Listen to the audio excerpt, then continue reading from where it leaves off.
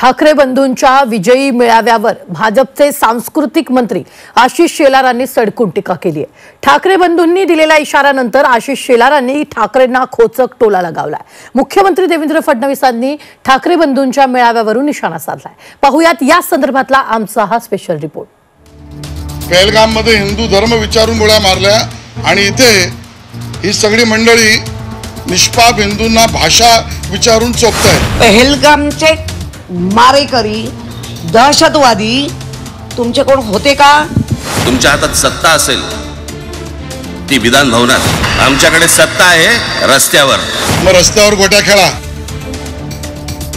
महाराष्ट्रात मराठीचा अपमान सहन केला जाणार नाही असा थेट इशारा विजयी मेळाव्यातून राज ठाकरेंनी दिला।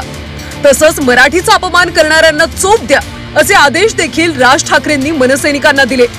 दरम्यान ठाकरे बंधूंच्या याच भूमिकेवरून आशिष शेलारांनी एक धक्कादायक विधान केलं। पहलगाम मध्ये दहशतवाद्यांनी पर्यटकांना धर्म विचारून मारलं आणि मुंबईत भाषा विचारून मारलं जात असल्याची सडकून टीका आशिष शेलारांनी केली आहे। शेलारांच्या या टीकेनंतर किशोरी पेडणेकरांनी जोरदार प्रत्युत्तर दिलं। पहलगाम मधले दहशतवादी तुमचे कुणी होते का असा सवाल किशोरी पेडणेकरांनी उपस्थित केलाय। पहलगाम मध्ये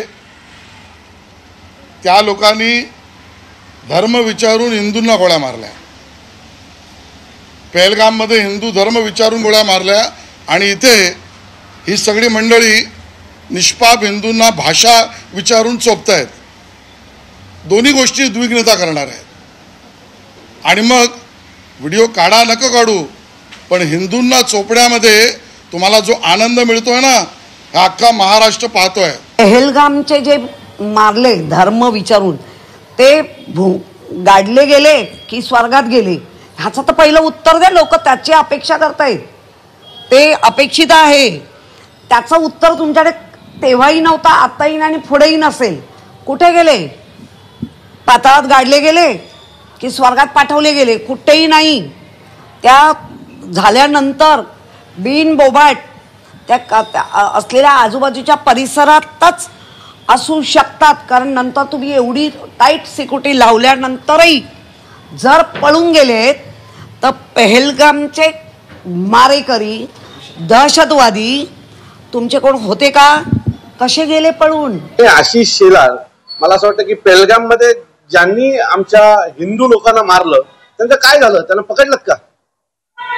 त्यांच्या बाबतीमध्ये तुम्ही आतापर्यंत काय केलं? आम्हाला काय पहलगामचे उदाहरण इथे देताय? सरकार नाकामयाब आहे। सरकारने ज्या लोकांचे बळी गेले त्या लोकांच्या कुटुंबांना कुठल्याही प्रकारची राहत दिली नाही। किंबहुना युद्धाचं नाटक करून देशाला युद्धाच्या दारात नेऊन ठेवलं, जगासमोर नामुष्की आणायला लावली। याने आम्हाला पहलगाम वगैरे बद्दल सांगू नये। आणि आम्ही परत सांगतो आणि छाती ठोक सांगतो की महाराष्ट्रात राहायचं असेल तर तुम्हाला मराठी बोलावीच लागेल। मराठीच्या मुद्द्यावरून राज ठाकरेंनी सत्ताधाऱ्यांना चांगलंच सुनावलं होतं। तुमची सत्ता विधान भवनात असेल, मात्र आमची सत्ता रस्त्यावर असल्याचा इशारा राज ठाकरेंनी दिला होता। दरम्यान त्यांच्या विधानानंतर आशिष शेलारांनी राज ठाकरेंना खोचक टोला लगावलाय। तर शेलारांच्या टीकेला राऊतांकडून देखील उत्तर देण्यात आलंय। कोणाला विचारायचं नाही, शिक्षण तज्ञांना काही विचारायचं नाही, कोणाला काही विचारायचं नाही। बस आमची सत्ता आहे, आमच्याकडे बहुमत आहे, आम्ही लादणार। तुमच्या हातात सत्ता असेल ती विधान भवनात,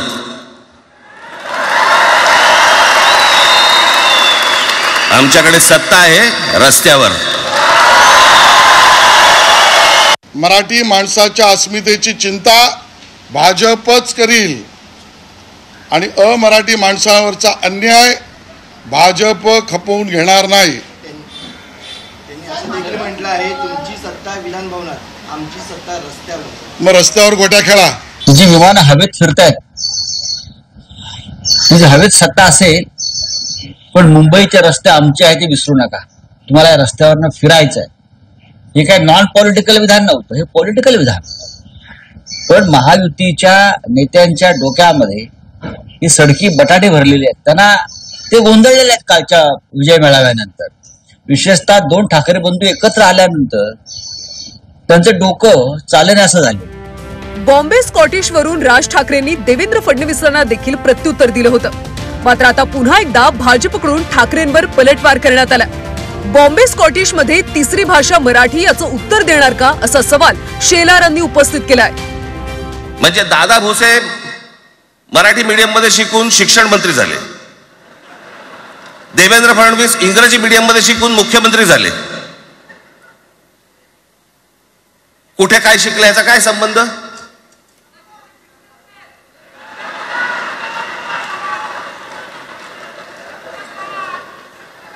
कोणाकोणाची मुलं इथे परदेशामध्ये शिकतायत, याद्या आहेत आमच्याकडे. त्याचं काय करणार आहात तुम्ही? आणि त्याच्यात मंत्रिमंडळातल्या एक एक मंत्र्याचं हिंदी आहे का? फेफरं येईल फेफरं. तुमची लेकरं ज्या शाळेत शिकली तिथे तिसरी भाषा मराठी आहे, ह्याचं उत्तर द्याल का? तुम्ही जे दुराग्रह दाखवता, मग बॉम्बे स्कॉटिशमध्ये शिकताना बॉम्बे नको मुंबई हे तुम्ही बोललात का? मला एक मनसेचा शिवसेनेचा नेता दाखवा की त्याने बॉम्बेचं मुंबई करा म्हणून म्हटलंय आणि त्या शाळेमध्ये तिसरी भाषा नको म्हणून आंदोलन केलंय. तर आपल्या लेकराने चांगलं ते घ्यायचं, महाराष्ट्रातल्या बाकी लेकरांना जाऊ दे, तडपडू दे, कमी शिकू दे, हीच भूमिका प्रामाणिकपणाची आहे. आशिष शेलार यांच्या टीकेनंतर मनसे देखील आता आक्रमक झाली. हिंदीचा मुद्दा भाजपमुळेच मिळाला, तुम्हीच आमच्या हातात पोलीस दिलं असं म्हणत नांदगावकरांनी आशिष शेलारांवर टीका केली आहे. तुमचा पक्ष काही सामाजिक संस्था आहे? तुमचा पक्ष काय करतोय अख्ख्या देशामध्ये? तेच करतोय ना. काय बरं, आता तर निवडणुका कुठल्याच नाहीत ना. निवडणूक असल्या तर गोष्ट वेगळी आहे, निवडणुका नाहीच. तुम्ही दिलं ना कोलीत आमच्या हातात.